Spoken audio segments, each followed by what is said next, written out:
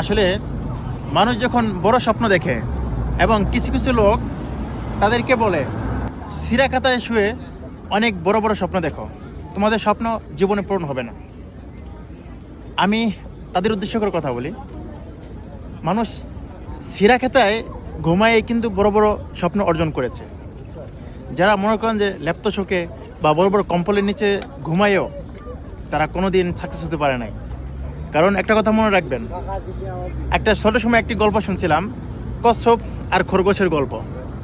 তা যে কোনো মানুষ ধীরে ধীরে যখন আপনি আগেই থাকবেন, নিজেকে মনে করেন যে বলত মনে করবেন, দেখবেন নিজে একদিন সাকসেস হয়েছেন।